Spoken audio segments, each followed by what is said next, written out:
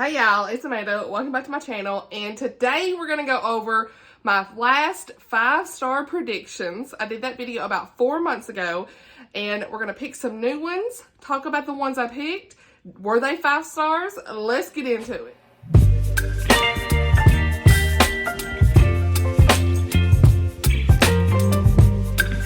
Y'all, so this video is kind of impromptu, but I just remembered I needed to film this because your girl finally finished the 6th book in the 5-star predictions video that I did about 4 months ago. So let's dive right in. Okay, I want to talk about what did I rate them. I've already talked about these books in great detail, so I'm not going to get into the review part of this. Okay, I will link all the reviews for my Goodreads. How about that? If you'd like to read them, because I do write pretty in-depth reviews, I try to, but we'll just touch on some of the highlights if I ain't too long-winded, and then we will say, what did I rate them? Were they 5 stars? Why or why not? And then let's pick some new ones, okay? I really like this idea. I had got this from Krista at Books and Jams. She'll do like 5-star prediction videos, but it's really good incentive for me to like knock off some books on my TBR, especially the 23 books to read in 2023 that are on my list. I picked some of those for this time, and so yeah, let's just go. So I had 6 books on the list, and one of them was Jewel of the Nile by Tessa Afshar. I really enjoyed this. It wasn't quite 5 stars. I gave it 4.5, so I was close. I kind of thought it would be, but this is a biblical fiction, and it was just a really great story, transformative tale that brings forth all this just backstory of the kingdom of Cush and the Roman Empire and the biblical times. Doesn't have real Bible characters in it, but you know, we've just got this orphan who her parents have like this tragic love story. She's trying to figure out everything about her parents. She overhears some things her grandfather's saying, and then she goes on this quest of like figuring out what her identity was, and all this stuff goes on. She meets this queen. There's all kinds of stuff happening. There's a little bit of a romance in here. Yeah, there's a ship voyage.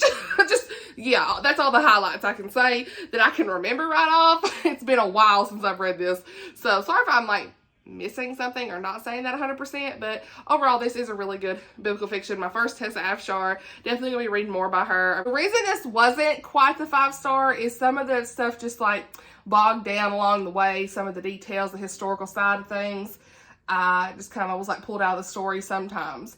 But overall, still really enjoyed it. And then we've got The Personal Librarian. My friend Chrissy at Chrissy's Purple Library recommended this to me. As usual, I'm always reading her favorites, but this is 4.5 stars. And this was all about J.P. Morgan's personal librarian. In the early 1900s, her name was Belle DeCosta Green, and Belle DeCosta Green was a Black American woman who was forced to pass as white. She hid her identity. She passed as white to be more successful during this time, but she left a legacy that truly enriched our nation. I absolutely love this. I gave it 4.5 stars. The reason it's not 5 stars is there was some content I didn't love with her and her like romantic side.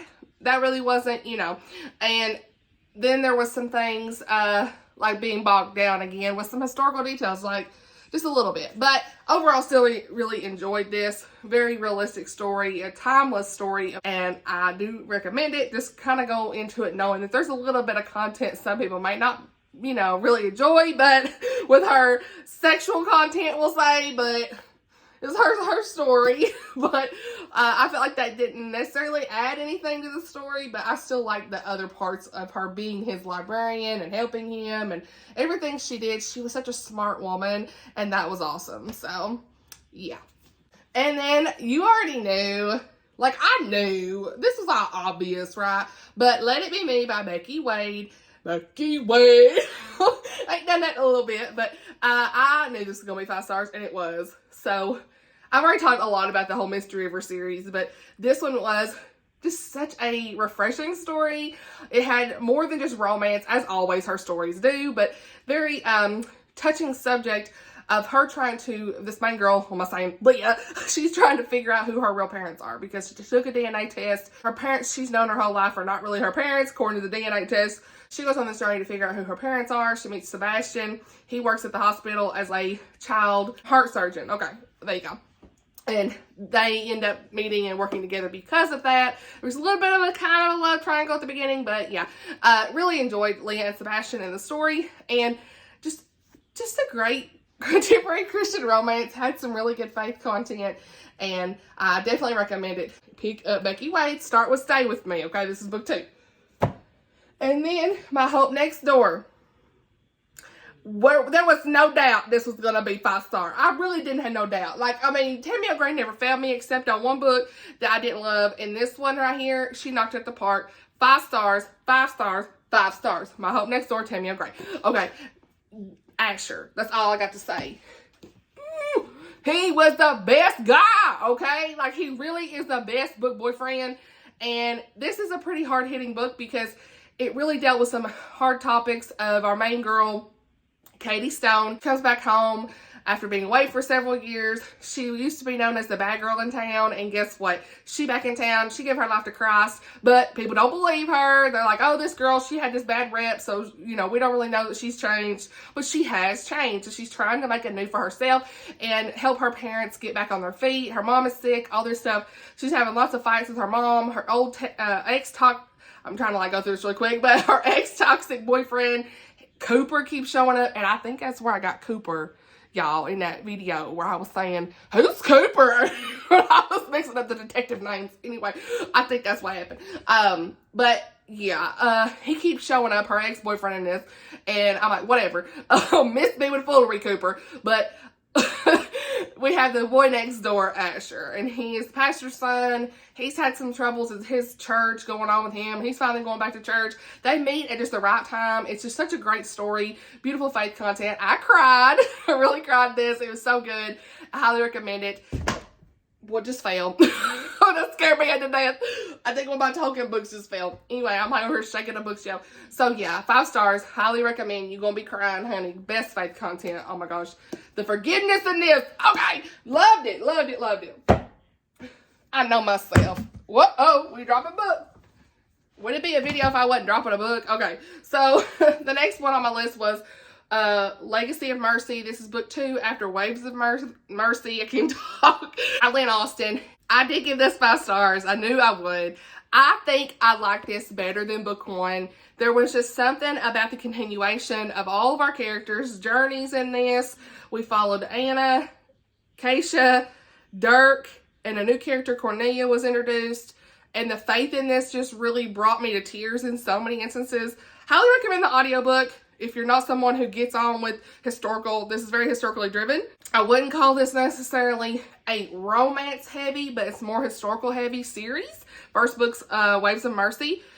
But I just feel like the audio narrator brings it to life, and great with the accents and the pronunciations, because there's a lot of Dutch pronunciations in this. So I would get the audio, y'all. You got to listen, because the narrator did such a great job, because your girl cannot pronounce nothing. My southern accent messes me up. But overall, I love the series. I think, like I said, both of them I gave 5 stars, but I think I like book 2 even better, just because of all of the faith in this and the redemption. And Keisha is one of my favorite characters. And I can't say a whole lot because it was book 2, but this book really reminds you, the whole series really reminds you all the time, that God is going to use those difficult circumstances in your life for the good of others. And boy, does it show you. I'm going to tell you. So if we let him do that, honey, I'm telling you. So that's all I'm going to say. So many spiritual truths. Highly recommend. Lynn Austin, she always be doing the best, okay? So, yeah, this was a 5 star. I said I wasn't going to go into the weeds, but, hey, I did. And then we've got Fawkes by Nadine Brandes. This is the only one that was the lowest on my list. I really thought it was going to be a 5 star just because Wistress was, like, one of my favorite books of the year last year. But this was, like, a 3.5. I still like this. This was fantasy, YA, Christian fantasy, and I liked it overall. Our characters, we had some good, especially the end was best. You know, we had some good romance here with them. And if I'm trying to remember everything, it's hard to remember exactly everything about this because it's been so long. You know, it's like that gunpowder plot storyline. I didn't know much about that. So some of that details there missed me there because I never learned about that I could remember. But overall, it was still a good story. There was just some things with the magic. Your girl was not here. I didn't understand. So I've already talked a lot about that. So yeah, I still love Nadine Brandes' writing. I want to try to read Romanov, but it's not like high on a priority because I feel like it's going to be the same as this. Wistress was just, I don't know. it's special to me. Okay, it's just special. Okay, and so yeah, this one was a miss for me, but I'm still gonna keep it on my shelf because number one, I love the cover, and I think a lot of people have enjoyed this and loved it. So it's just kind of like a me thing. Okay, so we've talked about 10 to 12 minutes about these books. So let's talk about the books I think are going to be 5 stars going forward, right? So we got another 6 books here, and some are at least one's book I've got for review, so I know I'm going to read it next month, and some are on the list for 23 books 2023, and some are not. So let's dive in. The first book on my list is The Words We Lost by Nicole Deese. I think it's going to be 5 stars because her 2 books I've read so far are hits, okay? They've knocked it out the park, okay? So this, I think, is going to be a very emotional read from what I've understood. But this says 3 friends, 2 broken promises, 1 missing manuscript. As a senior acquisitions editor for Fog Harbor Books in San Francisco, Ingrid Erickson has rejected many a manuscript for lack of defined conflict and dramatic irony. 2 elements her current life possesses in spades. In the months following the death of her childhood best friend and international best-selling author Cecilia Campbell, Ingrid has not only lost her ability to escape into fiction due to a rare trauma response, but she's also desperate to find closure she's convinced will come with Cecilia's missing final manuscript. After Ingrid jeopardizes her career, she fears her future will remain irrevocably broken. But then Joel Campbell, the man who shattered her belief in happily ever afters, offers her a sealed envelope from his late cousin Cecilia, asking Joel and Ingrid to put their differences aside and retrieve a mysterious package in their coastal Washington hometown. Honoring her last request will challenge their convictions, test their loyalties, but through it all, will Ingrid and Joel be brave enough to uncover twice-in-a-lifetime love? So we've got some trauma, so there's going to be some hard topics in this most likely because we've got death of a friend and some other things. And I don't know, I really feel like there's a romance, of course, and I think that this is just going to be a very impactful book, so I think it's going to be 5 stars. So this releases in April, so I'm definitely going to be reading that in April because I signed up to review it. And then we've got Laura Frantz. This is on my 23 books of 2023. A Bound Heart. Your girl loved The Rose and the Thistle. This is a Scottish book. We are here. I'm here for all the Scottish books, okay? Currently reading a Scottish mystery called The Cracked Spine, and I'm loving it. So anything with Scottish vibes, I'm here, okay? Love this cover. It's one of my favorite covers, okay? The red hair, like it's like true Scottish vibes. The castle on the back, we are here, okay? And so, anyway, this says, though Magnus MacLeish and Lark McDougall, I mean, look at them names, love it, grew up on the same castle grounds, Magnus is now laird, okay, we love to say it, a laird of the great house of the Isle of Carrera. Lark is just the keeper of his bees and the woman who could provide an elixir to help his ailing wife conceive and bear him an heir. But when his wife dies suddenly, Magnus and Lark find themselves caught up in a whirlwind of accusations, expelled from their beloved island, and sold as indentured servants across the Atlantic. Can they make a new beginning in this new world, or will their hopes be dashed against the rocky coastline of the Virginia colony? I'm here for this story. This is going to be emotional, okay? We know this is going to be emotional. I'm just telling you right now. So, yeah, I'm super excited. Sounds like we've got some colonial America, some Scottish stuff, love, exile, all these things, okay? I'm here for this, okay? So, I'd like to read that in the spring. But all these books, I would like to read over the next 3 to 4 months, like just kind of like I did the other 6 that I read. So, we need to move them over there. We don't need to be bogging down the shelf, okay? The next book is a Julie Klassen, and that is The Painter's Daughter. This is also on my book 23 for 2023 books. And Julie Klassen's kind of like hit or miss. Sometimes they're 3.5 to 4. Sometimes they're 4 to 4.5. I haven't found a 5-star yet, but I've only read like 2 or 3. I can't remember if it's even 3. Is it just 2? I don't know. I think I've just read 2 of her books. Yeah. Okay. So, I've heard this is really good. So let's go. Okay, this says, Sophie DuPont assists her father in his studio, keeping her own artwork out of sight. In private, she paints the picturesque North Devon Devon, okay. Coast, popular with artists, including handsome Wesley Overtree, who seems more interested in Sophie than the landscape. Honey. Okay. Captain Stephen Overtree is accustomed to taking on his brother Wesley's responsibilities. Near the end of his leave, he is sent to find his brother and bring him home. Upon reaching Devonshire, however, Stephen is stunned to learn Wesley has sailed for Italy and left his host's daughter in serious trouble. Stephen feels duty-bound to act and strangely protective of this young lady, who somehow seems familiar. Wanting to make some recompense for his own past failings as well as his brother's, Stephen proposes to Miss DuPont. He does not offer love, but marriage in name only, to save her from scandal. If he dies in battle as he fears, she will at least be a respectable widow. Desperate for a way to escape her predicament, Sophie finds herself torn between her first love and this brooding man she barely knows. Dare she wait for Wesley to return, or should she elope with the captain and pray she does not regret it? We got some tea in this. This is going to be tea heavy, and we'll see what happens, okay? It's a thick book. We're talking 400 and something pages. Okay. So, yeah, I've heard this is just really good.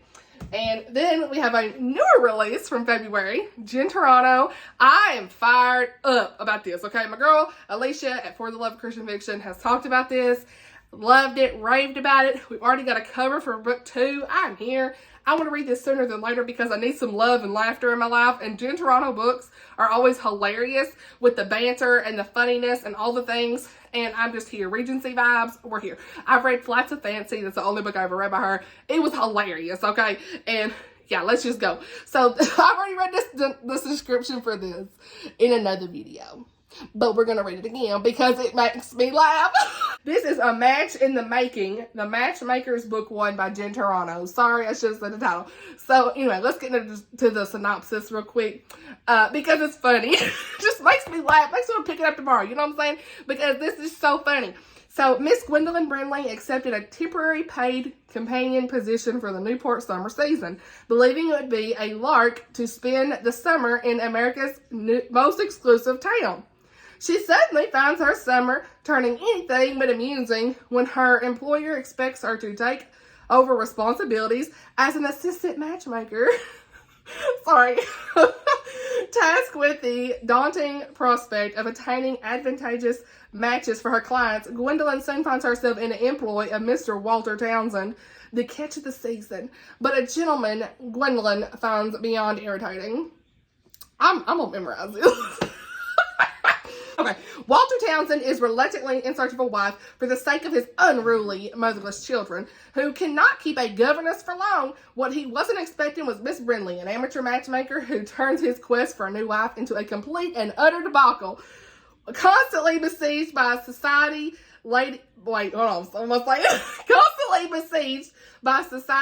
on a mission to win his affection, Walter must find a way to overcome their inundating attention and his unexpected attraction towards Gwendolyn. Honey, the more time that they spend together throughout the Newport season, the harder it is for Gwendolyn to find Walter a wife when she realizes his perfect match might be her. Honey, this is gonna be good. Okay, we already know. I'm just saying. So, Turano, girl on here. All right, and then we've got 5 Days in Skye by Carla Laureano. This is another Scottish book, and it's a Christian contemporary romance. My girl Amy at Pretty Little Paperbacks really enjoyed this, so she keeps wanting me to read it. I'm putting it on here, okay? I don't know if it's on my 23 books for the year. I don't think so. Maybe. Either way, we're going to say because she wants me to read it. Honey, yes. This says Andrea Sullivan is so consumed by her hospitality consultant job that she's forgotten what brings her joy. She dreads her new assignment, a last chance to snag a high-profile client in Scotland. Yet the lush Isle of Skye transcends her preconceptions, as does the man she must impress, the rugged, blue-eyed Scotsman, James MacDonald. Okay, we are here. All you had to say less. Okay, he's passionate about cooking, but after 6 restaurants, 4 cookbooks, and his own television show, he's grown weary of the scrutiny that comes with living in the public eye. I'm sorry. Soon, Andrea and James begin to sense these 5 Days in Skye together. may just be, I can't read, soon, okay, soon Andrea and James begin to sense these 5 days in Skye together may just be God's wild invitation into deeper life and truer love. And what's funny is his name is James, kind of like Jamie from Outlander, I'm just saying. Okay. Anyway, yeah, we got a Scotsman, a contemporary romance, God, Christian, amen. We'd love to see it. So, yeah, I think that'd be good. And then I'm going to put the Masterpiece by Francine Rivers. I think this will be the next Francine I want to read whenever I do get to it. So many of you keep telling me this is really good. Thankfully, I've not been spoiled for this book. But I'm here. Never read it. I just, 400 something pages. For almost 500 pages, actually. This says, let's see, successful Los Angeles artist Roman Velasco appears to have everything he could possibly want. Money, women, fame. Only Grace Moore, his reluctant new hired personal assistant, knows how little he truly has. The demons of his past seem to echo through the halls of his empty mansion and out across his breathtaking Topanga Canyon view. But Grace doesn't know how her boss secretly wrestles with those demons. By tagging buildings as the Bird, a notorious but unidentified graffiti artist, an alter ego that could destroy his career and land him in prison.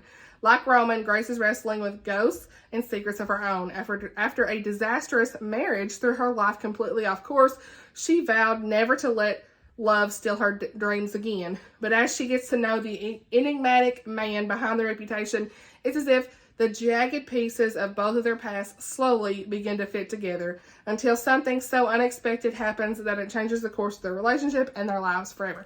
So, yeah. I mean, most of these Francines are always 5 stars. I mean, I've only read 3 so far, and we have a good track record, okay? So, yeah, those are the books. Here we go. Oh, actually, no, I ain't gonna pick them up. Okay, I'll be dropping them. But them are the books. You know, down below, have you read these? Did you give them 5 stars? Which one should I pick up first? All that stuff. Thank you all for watching. I hope you enjoyed this video. I love doing this. This is gonna be like a new thing. Every time I finish these books, we'll just wrap it up and we'll pick some new ones and go from there. Try to use some incentives. Thank you all for watching, and I'll see you all in my next video. Bye, y'all!